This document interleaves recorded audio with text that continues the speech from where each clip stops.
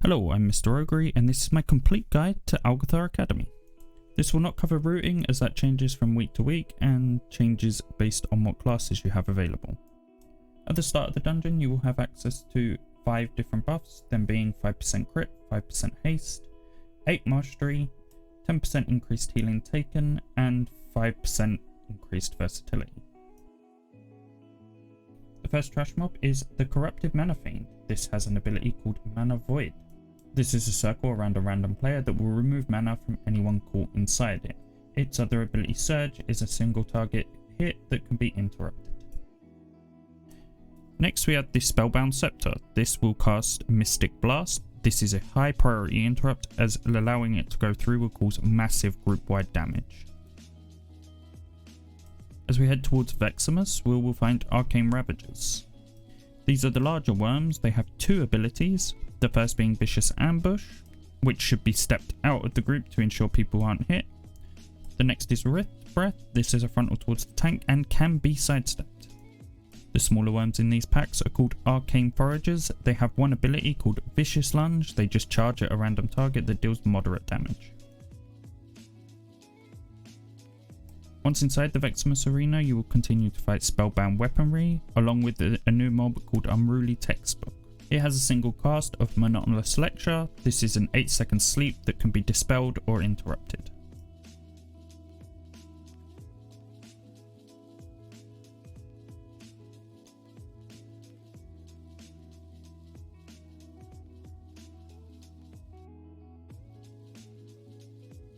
After a small amount of RP, you will fight the first boss, Vexamus. He has several abilities, the first being Arcane Orbs. These will spawn several orbs around the room, which need to be soaked.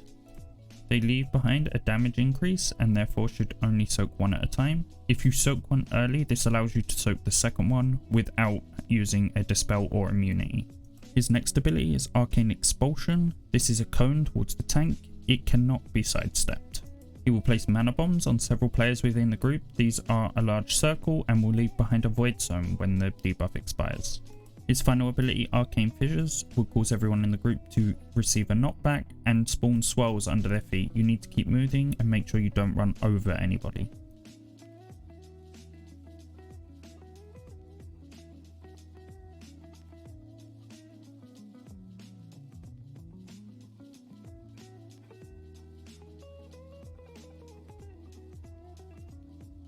On our way to Crawth, we will meet a mini-boss called Guardian Sentry.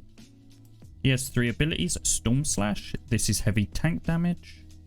Deadly Winds, this will spawn tornadoes on random players within the group. These stun if you stand in them. His final ability is Repel Intruders. It's a large AoE with a knockback. You're going to want to either leave the circle or line of sight it. Once you enter Crawth's arena, you will find some Territorial Eagles. They have a single ability called Peck. It's a stacking tank debuff that will increase the damage that it does every cast.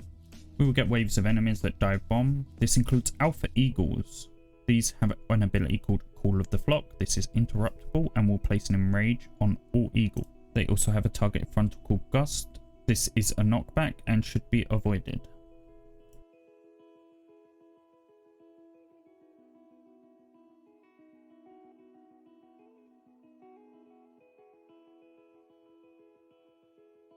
After a few waves, we will fight the next boss. This will be Crawth. His first ability, Savage Peck, is moderate damage to the tank and applies a dot. Deafening Screech is a group-wide interrupt that deals heavy AoE damage that increases every time it's cast. The next is the main gimmick of the fight, which is Play Ball. There will be 2 goals that spawn within the room, a blue one and a red one. A short while after, balls will spawn around the room that will need to be taken to the goals. This will occur twice, once at 75% and once at 45%.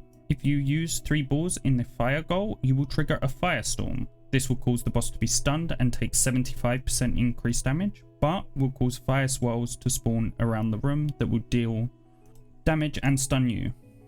If you place 3 orbs in the wind goal, you will trigger roving cyclones. This will cause cyclones to spawn around the room and winds that will try and push you off.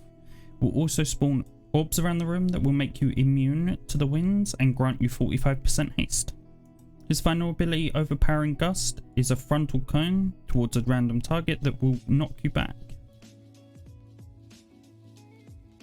In the next area you will find Vile Lashes. These only have one ability called Detonation Seed. It will cause a green swirl to spawn on the ground.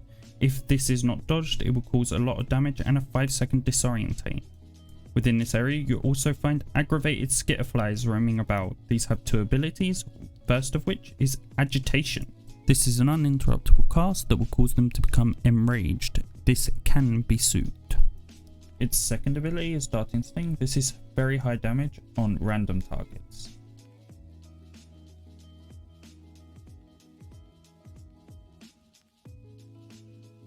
Once you've cleared all of the Vile Lashes, you will activate the next boss, Overgrown Ancient.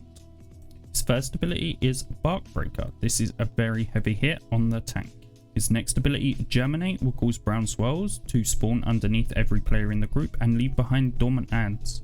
Because of this, you will want to stack underneath the boss while avoiding the swirls. This will allow you to AoE the adds before they become active. His next ability is Burst Forth. This will cause all dormant adds to activate, as well as doing a large amount of group-wide damage. The boss will also use the ability Branch Out. This will summon an add and apply a heavy bleed to everyone. The add has the skill Healing Touch. This should be interrupted. When the add dies, it will spawn a green circle underneath that will heal anything within it and remove any of the bleed debuffs. On the way to final boss, you will encounter Algeth'ar Security. These have a single uninterruptible cast called Disrupting Pulse. You will also encounter Algeth'ar Echo Knights. These have a single ability called Astral Whirlwind. You are just going to want to step away from this as it deals heavy damage. It can, however, be stunned. You will encounter two types of casters within this area. The first being Algeth'ar Invoker. It has two abilities, the first being Astral Bomb. This will cause a circle to appear around a random group member. This will cause a large amount of damage to everything within it, including nearby enemies. It also uses Arcane Missiles. This is heavy damage to a single target and should be interrupted. The final mob you will encounter is the Ethereal Restorer. It has a single ability of Celestial Shield. This is a large shield with an attached 50% haste buff. This can be removed via Purge.